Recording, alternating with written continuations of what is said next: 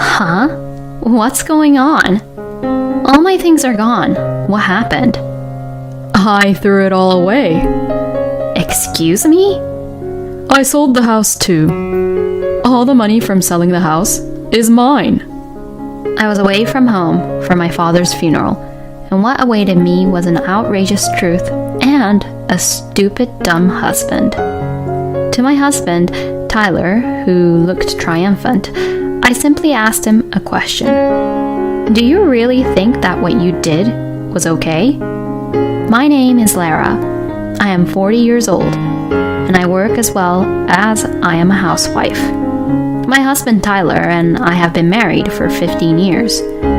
Although my husband and I have had many fights and arguments, we have still managed to keep our marriage going for this long.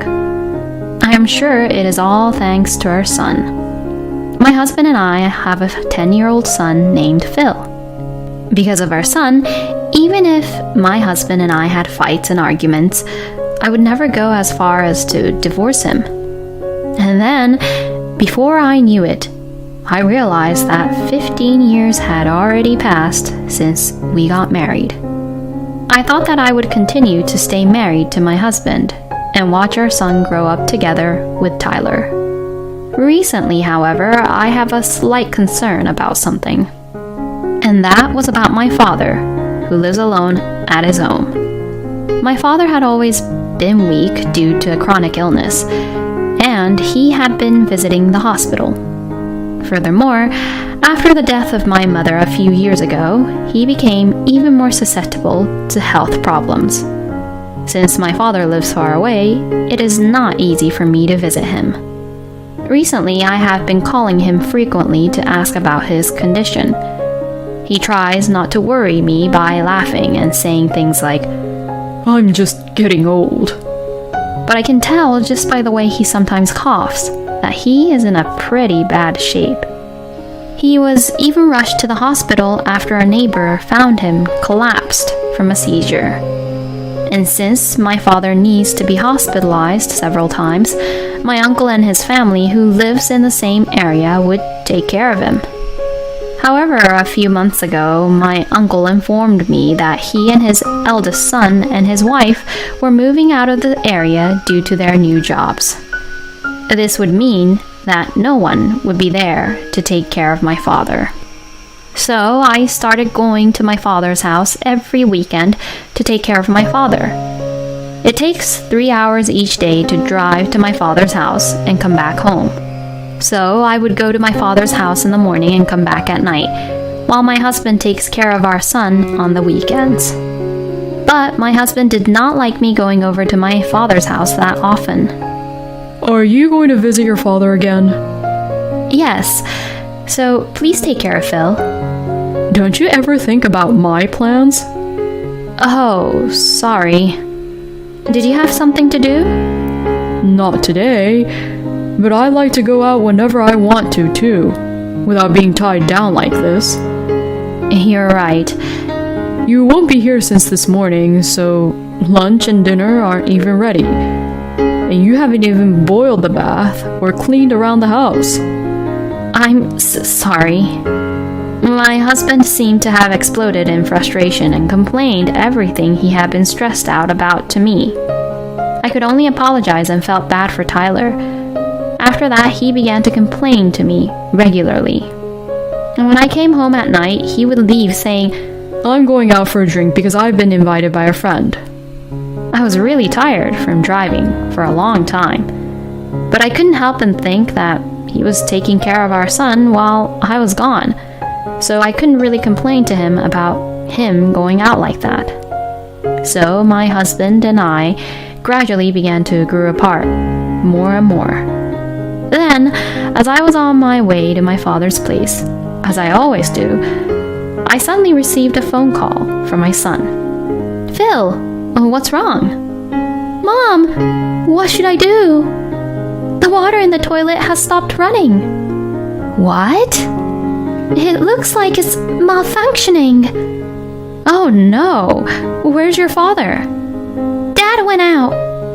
"What?" My husband had gone somewhere without our son. If you think that you're not gonna make it, go to the nearest supermarket. They have a toilet there. I'll go home once, okay? I drove back home at once. When I arrived home, my son was waiting for me with an anxious look on his face. Did you get to go to the toilet? Yes, I went to the bathroom at the nearby supermarket. Oh, that's a relief then. I immediately called the contractor to come and fix the toilet. Then, I called my husband, but he wouldn't pick up any of my calls. Did your father say where he was going to? Nope. He told me to stay home because he had to run some errands. I thought since I'm in the 4th grade, I could at least stay at home on my own, but... My son was upset by the sudden trouble and looked a little down, thinking he couldn't take care of the house by himself. I see. That made you anxious, didn't it? I'm sorry. That's right. Do you want to go to Grandpa's house with me now? I'm sure Grandpa would be happy to see you, honey. Yes, I'll go. And so I took my son to visit my father. On the way, we bought some ice cream and ate it together. And when we arrived at my father's house, my father was also happy to see his grandson for the first time in a long time. If this was the case, I should have brought my son to my father's house every time. When I called my husband after arriving at my father's house, I still couldn't get through to him. What on earth was he doing? And since it was late afternoon when I arrived at my parents' house, I decided to stay at my parents' house today with my son. Hello? Is that you, Lara? Phil disappeared when I took my eyes off of him for a minute. When you took your eyes off of him for a minute? Yeah. I asked him to stay at home because I was going to the store to do some shopping. But I wonder where he went. Were you with him earlier? Yeah. We were at home together the whole time, and I only left him alone for about 15 minutes. You know, Phil is with me. Huh? Phil called me in the morning. He said he was in trouble because the toilet was broken. Phil told me that you've been out somewhere since then. I called you a few times now, but where have you been from this morning until now without answering any of my calls? Well, that's... And why did you lie to me earlier on? Is there something you don't want me to know? What my husband has said made me suspicious of him at once. Then, my husband suddenly became angry on the phone. Don't be ridiculous. I mean, you're terrible for doing that when you're with Phil and not telling me earlier enough. And then listen silently as I'm talking in a panic, wondering where Phil went. Well, that's because you started to lie about some things. I went out because I thought Phil could stay home alone. Is that so bad? I mean, if you already took Phil with you, you should have done that from the beginning. You better give me back my time that I always took care of him on my days off, you know? My husband completely ignored what he had done, but blamed me instead. From now on, when you go back to your father's house, make sure you take Phil with you. With that, my husband hung up the phone. Why was he so angry? It was true that my husband was busy with work, and leaving my son with my husband on the weekends might have been a burden for him. But I also work part-time during the week, and I do all the housework, so my husband is not the only one having a difficult time. But I don't think it is right for my husband to only complain to me. I stayed at my father's place with an uneasy feeling. And the next day I came home with my son in the late afternoon. But my husband was probably out and not at home. What on earth was he doing? It was around 10 p.m. when my husband came home. We didn't even say hello to each other because we had argued on the phone yesterday. After After that, we didn't talk for a while. As a month or two went by, we began to talk a little more, but the distrust I had towards my husband grew more and more. Then, about 6 months after that phone argument, my father's health suddenly deteriorated. I rushed to the hospital. It was during summer vacation, so I took my son with me. My father was suddenly hospitalized and had to be in a hospital bed. I saw my father, talked with him briefly, stayed at my father's house for the time being, and went back to the hospital. Then my father's health got worse again, and sadly he passed away. When I saw my father with his eyes closed as if he were sleeping, I still could not feel that he had passed away. I then decided to stay at my father's house for a while for my father's funeral. I quickly purchased funeral clothes for my son, and I took the funeral clothes I had left at my father's house out of my closet. I called my husband to tell him of my father's passing, and asked him to come to the funeral. But to my shock, my husband said that he would not be there at the funeral because he had to go on a business trip. Wait a minute, you're my husband, but you won't come to the funeral? You're the chief mourner for the funeral, right? Then there's no problem if I'm not there, right? No, that's not the point. My father passed away, so you can take time off from work, can't you? I don't feel comfortable taking time off to go to a funeral when it's not my actual family. Excuse me? Anyway, I'm not going, so you can go ahead with the funeral on your own. No way. With that, my husband hung up the phone. I was so disgusted by him at this point, and I decided not to expect anything more from my husband. After that, my uncle and his son and his wife helped me prepare for the funeral, and for the time being, we managed to hold the funeral without any issues. After that, however, I was busy sorting out my parents' belongings and discussing about the inheritance, and it had been a week since the funeral. Although I still had a few days left on my bereavement leave, I still decided to return home once, so I took my son and went back home. But then, the next thing I saw was completely unbelievable. Huh? What's going on? When I entered the house, all my things were completely gone. I immediately questioned my husband about it, who was at home. All my things are gone. What happened? Then my husband made an outrageous statement. I threw everything away. What? What do you mean? I'm leaving you. Excuse me? I'm starting a new life. So, I sold the house too.